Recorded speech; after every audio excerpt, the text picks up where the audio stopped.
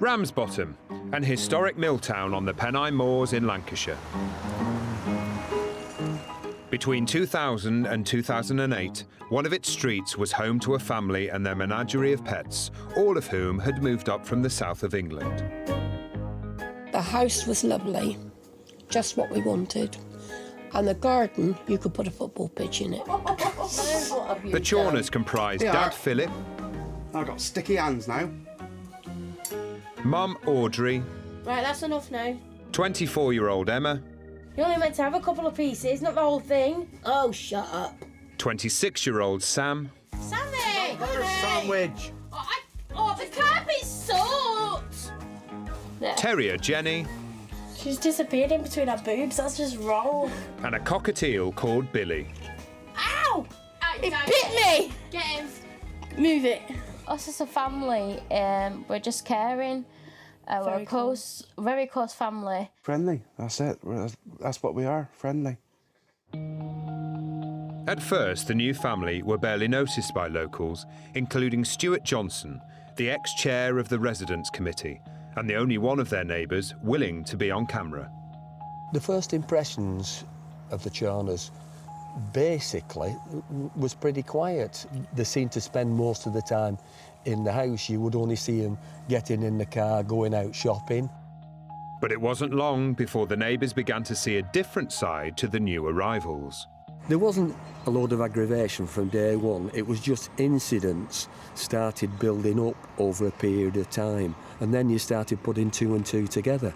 Mr. Stuart Johnson was the most ignorant so-and-so I'd ever known. As I know, he was the main person to complain. All right, that's fine, yeah, thank you. A few weeks after moving in, the arrival of the family's loudest member, their beloved Pooch, was to mark a turning point in community relations. And once we got Jenny, our neighbour complained about her barking 24 hours a day, which was never true. Do you know, when that window being open, that made the dog worse. And for the neighbours, who chose not to be identified, it was hell. This dog was a nightmare. It could often be the first thing I would hear in the morning and the last thing at night. It was relentless. Get out the window!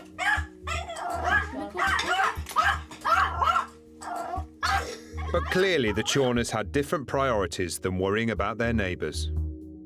Our pets are more important than our neighbours. Our pets are like a family to us.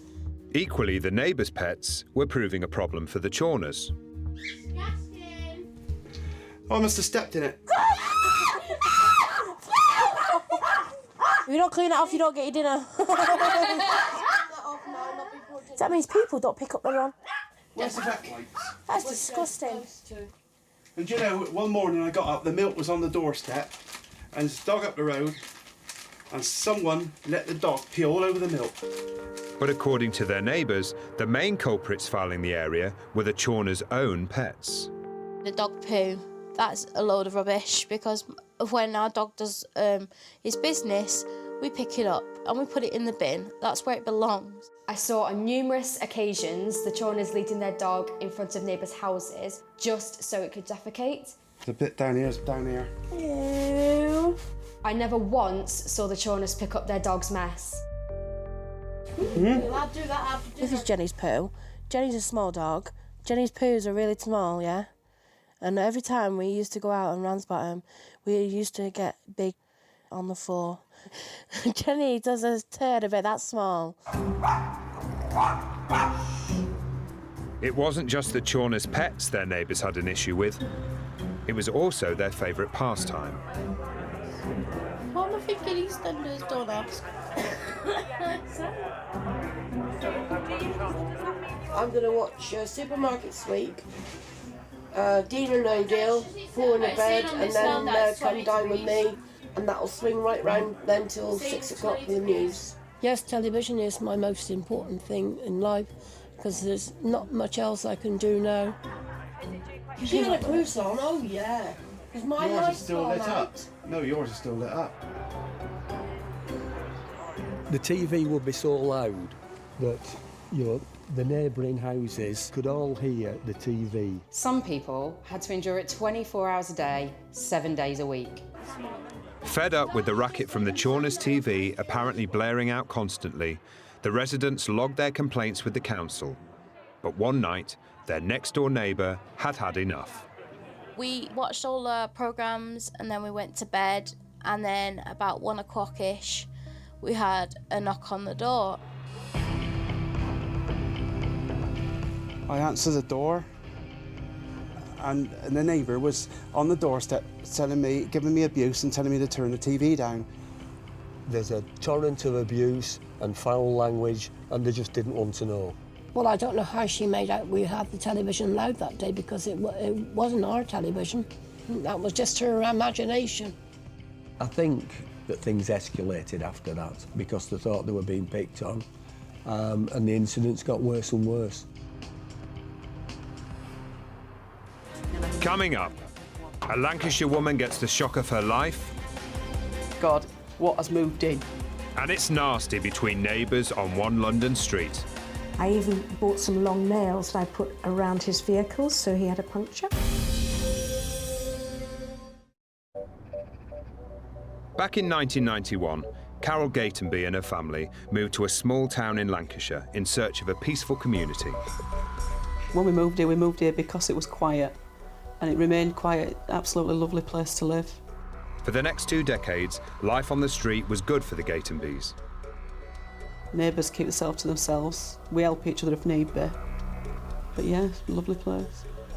But in 2012, 5 new residents moved into the house next door, and from the very start, alarm bells began to ring. First couple of nights, it was just like banging, shouting, which was we accepted because we thought somebody were moving in. But that noise became absolutely hell. Soon after arriving, the new neighbour decided to introduce herself. But this first meeting would set the tone for the next year of Carol's life. I opened the door after this banging, and I mean it was banging, it was braying on the door.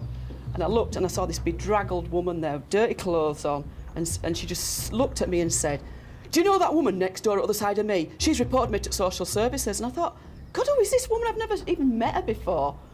What is she doing? And I said, well, no, I don't really know the neighbour. And with that, she turned round, walked out of the gate, walked back round into her garden and slammed the door. And I thought, what has moved in? But it wasn't just face-to-face confrontation that would be coming Carol's way. It was the next day when the door slamming started. She'd come in, she'd slam the door, she'd start effing and bawling. As soon as she got in, you could follow her all the way up here. If she were in a bad mood, she'd get all the safety gates, slam, slam, slam, and that would go 9-10 times. Suffering the banging and shouting for the next few days, Carol finally decided that she would have to speak to her neighbour. I stood here, she was stood at a door, and I said to her, "Can you stop banging? You've knocked the light fitting down." She looked at me, she goes, "Kids, what do you expect?" And she slammed the door, and as she did so, she shouted, "Off." With her polite requests falling on deaf ears, Carol endured the racket for the next few hours. But when she returned to the house to complain again, she was shocked by what she saw. I went back round later and brayed on the door because the noise was just got to a state where it was unbearable. She opened the door and there was all banging on the walls. The children and her were banging on the walls. And I just thought, well, this is not right, it's not right. Carol was already finding her new neighbours intimidating, but at this stage, she had no idea how bad it was actually going to get.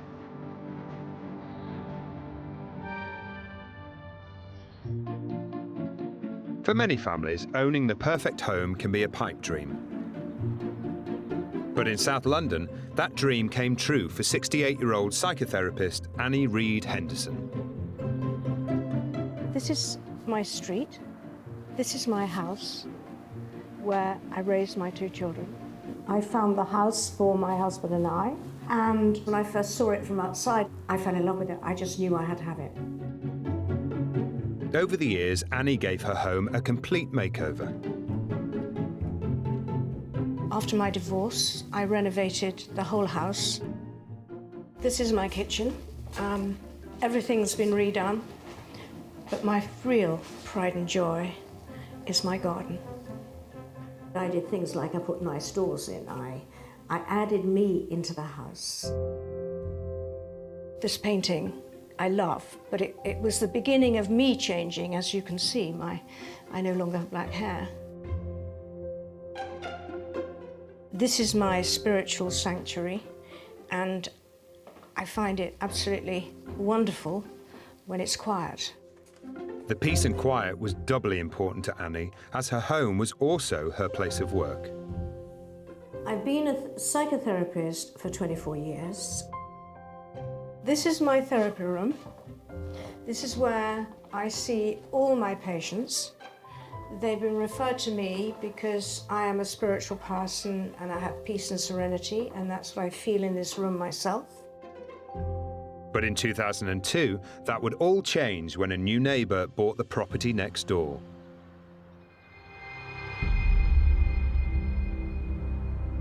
The first time I met him, he was very charming, and he told me it was going to be his dream home for his wife and his family, and that he would be developing it.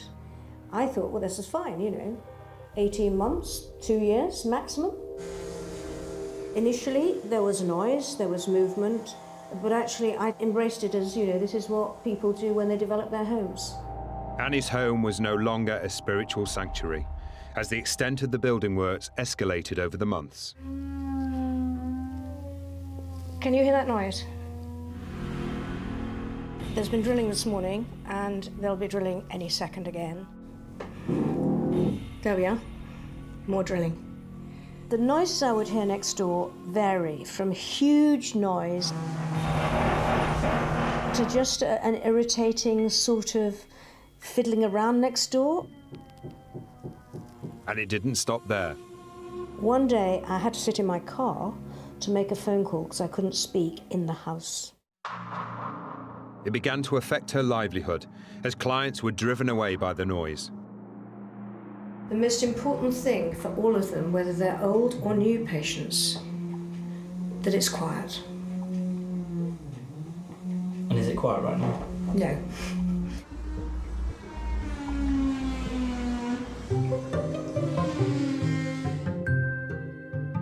And it wasn't just the noise that was proving to be a nightmare. One evening, Annie discovered the builders had dug a huge hole in her next-door neighbour's garden to test foundations. All the mess came all over here, and it was appalling. It was so appalling that I felt like screaming. It was all legitimate, but it was affecting Annie's beloved garden. The fence was quite low, and I looked over, and I realised his garden had been dug down so far that my plants were going to die. Her flower beds bordering the property next door were ruined. It really distressed me because I'd spent 30 years working in this garden. I called over the fence and I said, "Can you tell me what that is?" And I was told, "Mind your own business." That consolidated, this was going to be a difficult neighbour. But as her neighbour wasn't living there, all Annie felt she could do was shout over the fence to the builders. So at her own expense, she decided to get professional advice. He didn't answer letters from solicitors, he didn't answer anything from my surveyor, and neither did his surveyor. A year into the building's works, with no one still living at the property, a temporary structure suddenly appeared next door, much to Annie's alarm. I looked out in the middle of the area, the garden area, and the contractors were here, and I asked them what it was, and I was told it was a kitchen and a loo for them. And that's when I thought, oh my God. To me it meant this is not a couple of years. I believe he's deluded. I believe he thinks he's building a mansion. I sometimes watch him come round and stand and stare at it. He's just a megalomaniac as far as I'm concerned. Just when she thought her hell would never end, 2 years into the works, her neighbours' builders vanished overnight. The building looked like nobody lived there. It was used as somewhere to store his stuff. Now Annie faced a new dilemma, living next to an unoccupied, half-completed shell of a house. But soon after, not only were the builders to return, but her nightmare would get much worse. When I saw the plans for the basement, it stated that it was going to be a laundry. And when I spoke to one of the contractors, he said, "Oh no, darling, it's a cinema."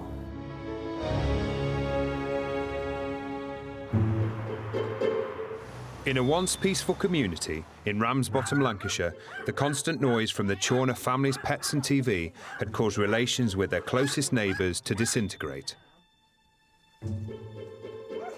There's a torrent of abuse and foul language, and they just didn't want to know. Some people had to endure it 24 hours a day, 7 days a week. Dad, the lead's down there by the curtain. Brothers. It bit me. Get him. Move it. But it wasn't just the Chawners' pets and viewing habits. Oh, forget the big old... It was the family's never-ending battles with each other that were also causing problems. I'll just give her a spoon. We used to hear them screaming at each other on numerous occasions. What do you want? Oh, shut up.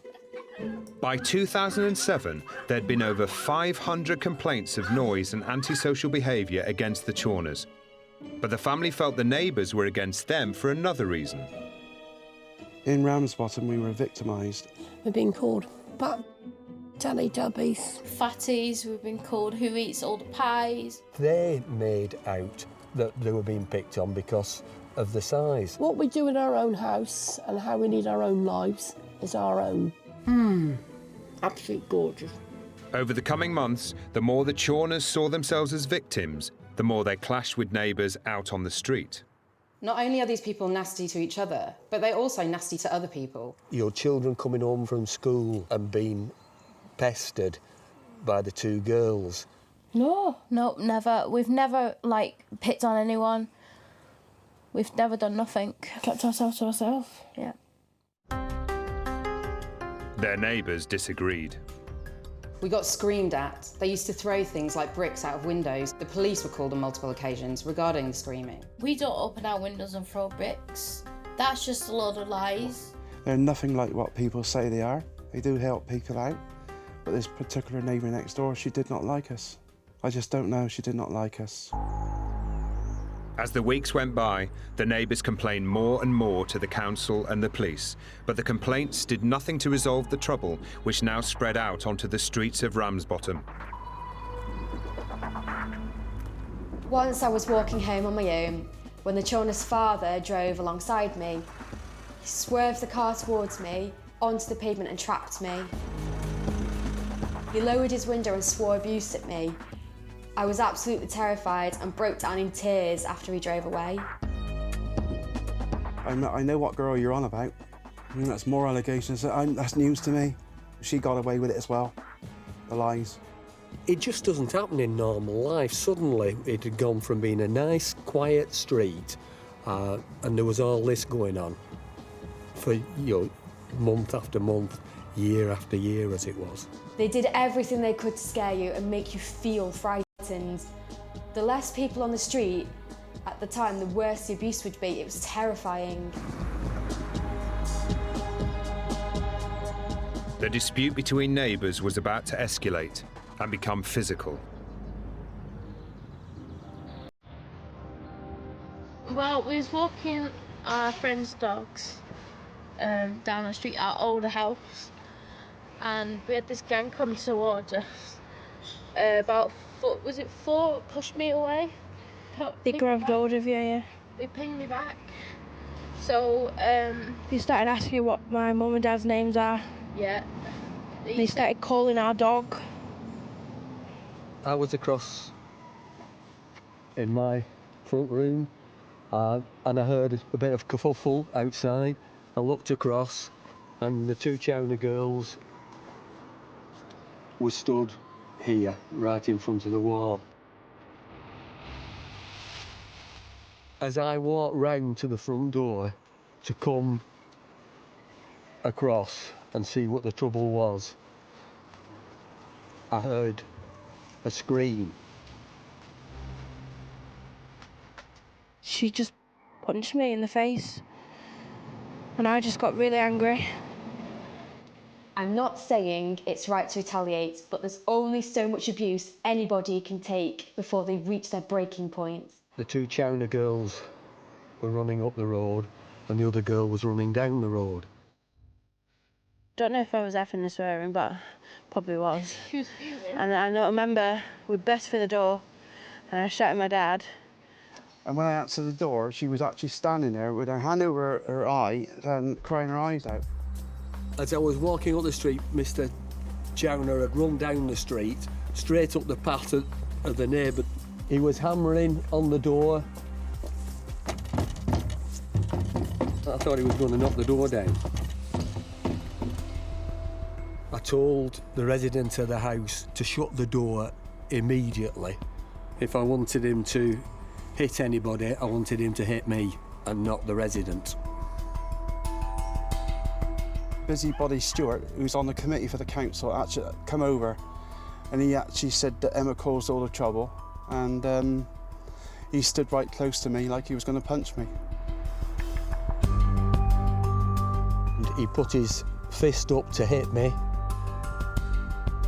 I personally would have rather him have hit me because we might have got him off the estate a bit quicker.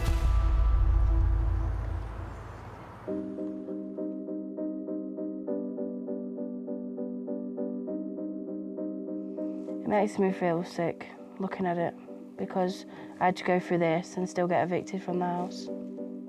People are scared to live in that street. Sometimes scared to go out of the house. People looking, is there anybody about? Are they walking up and down? You shouldn't be having to do that. You should be able to walk freely. Coming up, the Chorners go on the attack, but the Neighbours fight back. We're spying on people, we're getting evidence. And Carol Gatenby's surveillance stakeout gets desperate. I placed it against the wall all the time thinking, please, please, please pick something up, anything. In South London, Annie Reed Henderson's once quiet and peaceful life had been invaded by a construction site next door. It was always very intermittent, so you never thought, gosh, at least, you know, in 2 months' time, 3 months' time, something will have happened, because it didn't. In 2005, 3 years after her nightmare began, scaffolding went up next door and huge tarpaulins were draped over her neighbour's house. When it rained, because the gutter was broken, it would rip on the plastic. Couldn't sleep properly. I actually used earplugs because it was so bad. You could see through to the front of the house. The dirt that came in was unbelievable. Constant dirt. Might sound a bit mad, but I put it on my scales and discovered it weighed 4 pounds. I probably am a little obsessed, but it just sort of merged into sort of a nightmare. I wanted him to either drop dead or leave. By 2006, Annie was in total despair over the building work next door. And to make matters worse, she discovered her neighbour had just been granted additional planning permission to expand the basement. It shows the existing basement, which we all have, and it then progressed to that size, up to something very different. As you can see, it's vast, absolutely vast. When I saw the plans for the basement, it stated that it was going to be a laundry area. And when I spoke to one of the contractors, he said, "Oh no, darling, it's a cinema." The plans were now far beyond a simple refurbishment. After more than 5 years of noise from the building site, one thing remains strangely silent. Her neighbour. How do you get a resolution when somebody will not talk to you, won't respond to your lawyer's letters or your surveyor's letters? Despite complaining to her local authority a number of times over the years, Annie claims that they have been little help. I was constantly told by them when I made a complaint that they had no powers. They couldn't tell him when to finish. I went to the council meeting to hear what they were going to say, you know, obviously review everything. Couldn't believe it, everything was nodded through. Finally, after 8 years and endless building work, the scaffolding next door came down. But Annie can't stand what remains. That building there, I've named the bunker.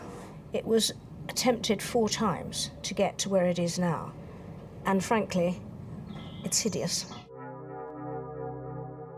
More than a decade of disturbances and living next door to a building site has also affected Annie financially. I haven't earned any money for 3 years, which I think is criminal, personally. Legal fees, repairing the garden and loss of earnings have left Annie financially strapped. The costs so far are roughly about 35,000. Might well be more. The man has no consideration for a human being living next door because he doesn't give a... With her endless complaints seemingly falling on deaf ears, it's made Crusader Annie consider taking matters into her own hands. It made me want to be violent, not physically, but emotionally. I wanted to hurt him. I even bought some long nails that I put around his vehicles so he had a puncture. I didn't do it because I thought, no, that's not very spiritual, it's not very humanistic and whatever. I wish I'd done it now. Although the building work appears to be nearing completion, Annie's not convinced her nightmare will ever end. I get angry that, you know, 12 years on, it isn't finished, and it looks revolting. There's going to be no end. It's going to be like this for the rest of my life.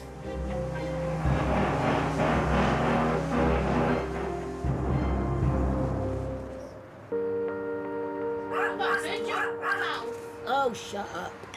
Up in Lancashire, the antisocial noise and behaviour from the Chawner family led to their neighbours making over 500 complaints to the council. Not only are these people nasty to each other, but they're also nasty to other people. Fed up with their neighbours' complaints and feeling victimised, the Chorners came up with a plan to prove they weren't the only troublemakers. When I came round in the car one day and there was a video camera hanging out of the window up there. Got up one morning and fat was written into the car, and also we had scratches into the car also, which was done, I don't know, with a key or penknife. But the more the Chorners filmed, the more the neighbours fought back, sometimes in unusual ways. There were complaints from the Chawners that gnomes had been taken out of people's gardens and placed into theirs. This is where they come down and put the garden gnomes on the wall. Well, I think they've done it because garden gnomes are on the plimp side and we're on the plimp side, so I think that's why they've done it. But it soon became clear it was more like filming a soap opera than an episode of Crime Watch. You get a kick out of videoing young girls, yeah? Do you get a kick out of scratching our car? Who, me? Nowhere. Me? You think I want to go near your car? What's the point? Because you do. You've got better things to do, she's not as pathetic as other people. We're spying on people, we're getting evidence. You've got a problem with people around here. Yeah, we like calling people, don't you? I haven't called you nothing. I don't even know who you are. You just said how you related to the guinea pigs. Right?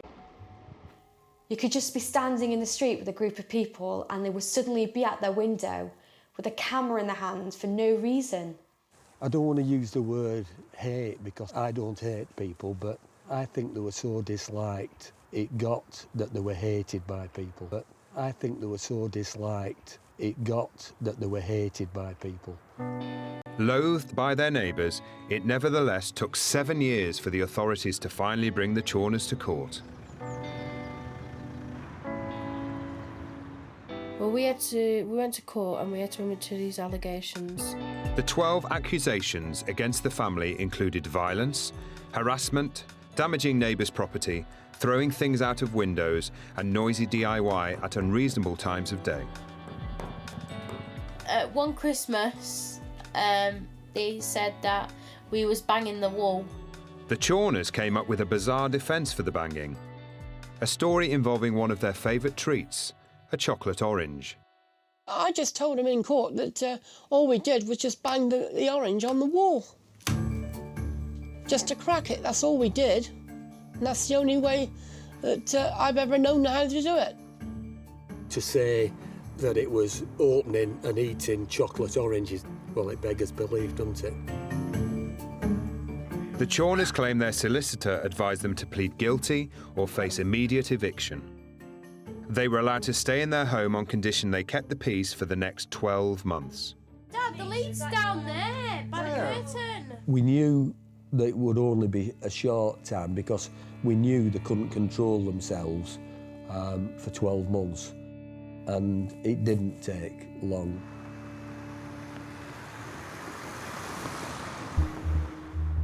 Weeks later, the Neighbours' predictions came true, when the Chawner girls found a new way to make themselves heard.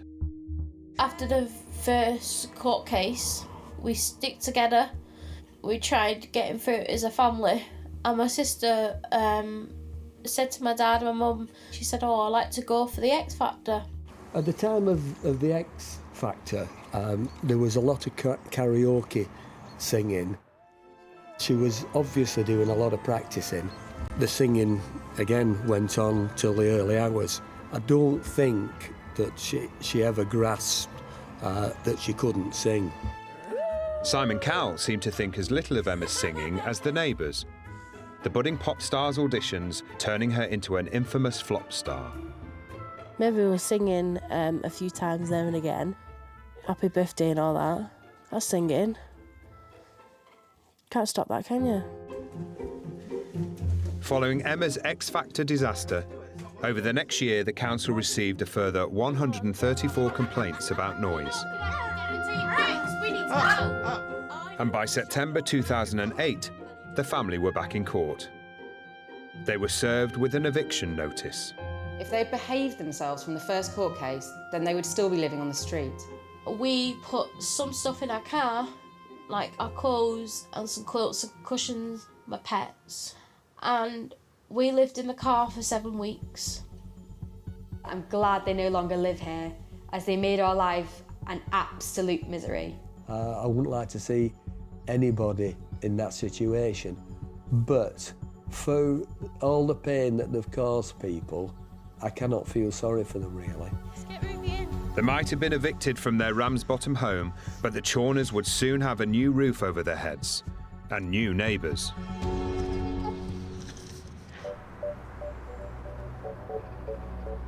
In Lancashire, Carol Gatenby and her family had endured months of noise and intimidation when new neighbours moved in next door.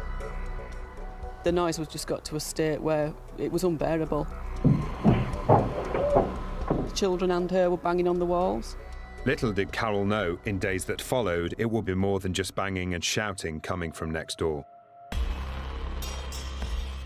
I was washing up in the kitchen, and all of a sudden I had this boom, boom, boom. I walked through here, and I thought it was my son, and I shouted, will you turn that noise down? And he said, it's not me, it's them next door. By this time, I'd heard it through here.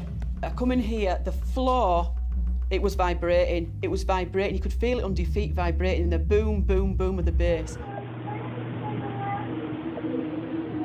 Unable to believe what was happening, Carol contacted the police for help and was told to keep a record of the goings-on.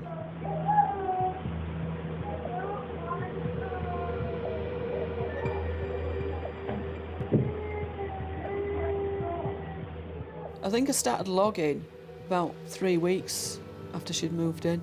Police were saying, if you want to get her out and we need a court case, you've got to write everything down. Any evidence that you can get that will stick in court, that's what you need. 6:30, mayhem, banging, running up and down the stairs, swearing, shouting. She shouts, stop around now and do as you're well told. We thought it'd be an occasional log. It turned out to be, we were sat practically every night, all night, writing down. The screaming and shouting goes on and on, with external and internal doors being slammed continuously. Once again, shouting about neighbours. And at times, the shouting, which often went on into the night, was so bad that Carol had to call the police out. When it got really bad, police, they'd be here at least twice a week, every week. Sometimes it was every night, sometimes it was 2-3 times a night.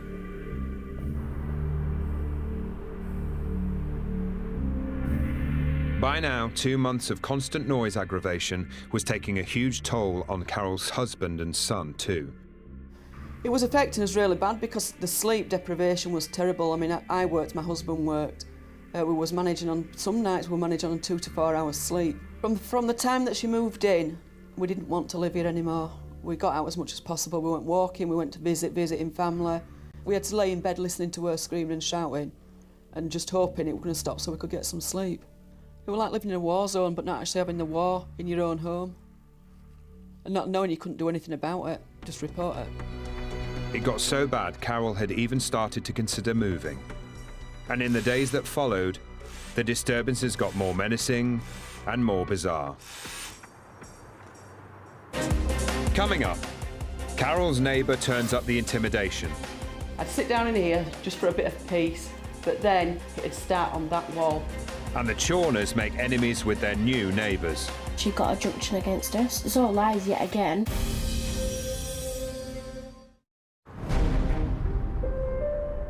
Up in Lancashire, the annoying noise from the newcomers next door to Carol Gatenby had her pursuing an eviction. We had to lay in bed listening to her screaming and shouting and just hoping it was going to stop so we could get some sleep. But as the days went on, it seemed as though Carol's neighbour was now taking drastic measures to intimidate her. When we stopped complaining and just wrote it down, which we were told to do, it seemed as though she had to up her ante and she'd do anything she could to annoy us. Not only did we think she was using one of these, we also thought she was using one of these.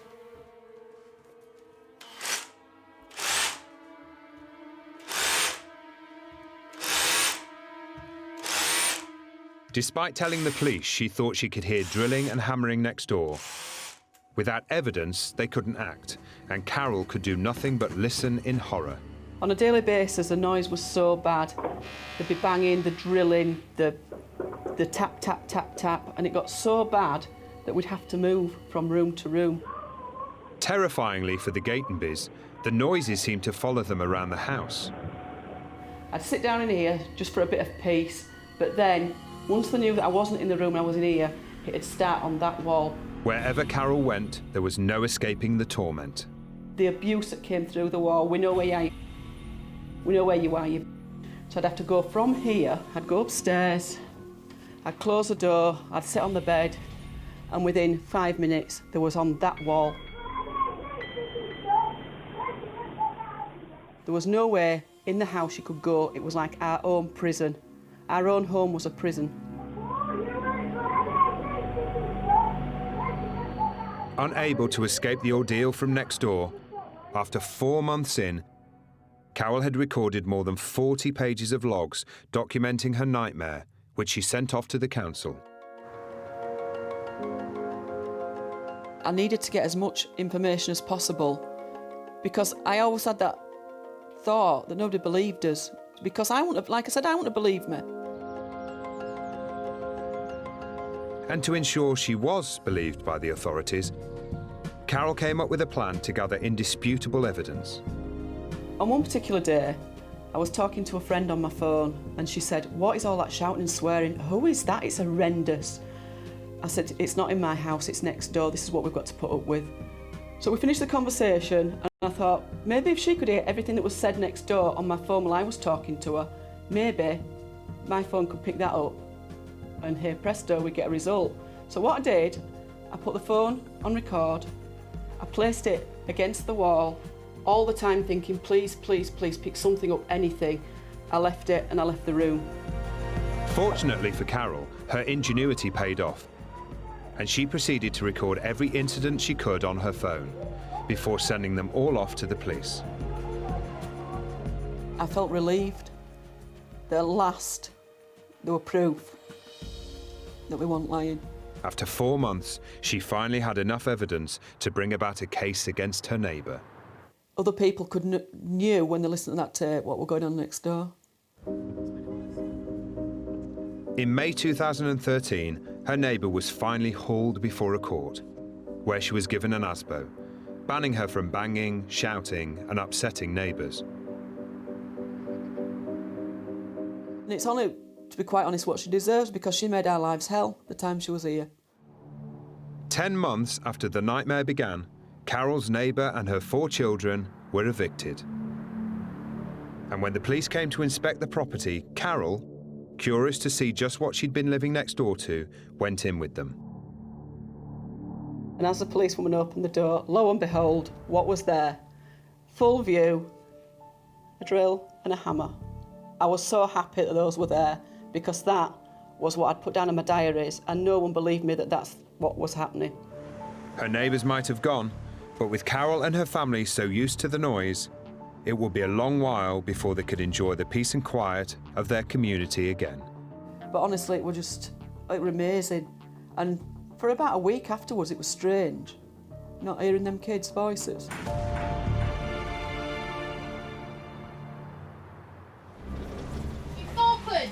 I'll give you the pick when you stick it in. In Lancashire, the Chawner family had been evicted from their home after over 500 complaints from neighbours about their antisocial behaviour. Now, after 2 months living in their car, they found themselves a new 2-bedroomed house. This is my sister's room. As you can see, this is how she gets out of the bed, all this way. And there's a lot of damp up there. This is our room. That's my mum and dad's bed. And that's my bed there. Living in a small space is horrible, especially sleeping in the same room as my mum and dad. It's not nice. But it seems old habits die hard. Hello. Only weeks after moving in and another dog in tow, their new neighbours started complaining. And in 2012, the Chorners landed up in court yet again. My 2 daughters and me supposed to swear at her, and it supposed to have happened on a Wednesday, but the police did not come here till the Sunday, issuing £80 fine tickets each. My dad weren't having it because it's all lies yet again. Philip and his 2 daughters challenged the fines in court, but were given convictions for threatening behaviour against their neighbour. And I thought to myself, here we go again. Is there anywhere we can move and not have all this sort of chucked back in our faces again? Wherever we go, there's always neighbours, nasty neighbours, picking on us. We will find a house eventually, a big house. So a house will come up. Branded the nightmares next door again, it's perhaps only going to be a matter of time before the Chorners will hit the road once more. This is the type of place I wouldn't mind moving to, a nice 3-bedroom bungalow with a garden, garage and a driveway. But who knows where they'll end up.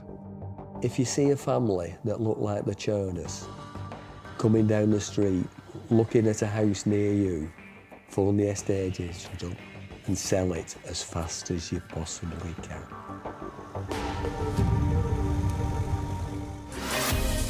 Next time, a nightmare building project next door.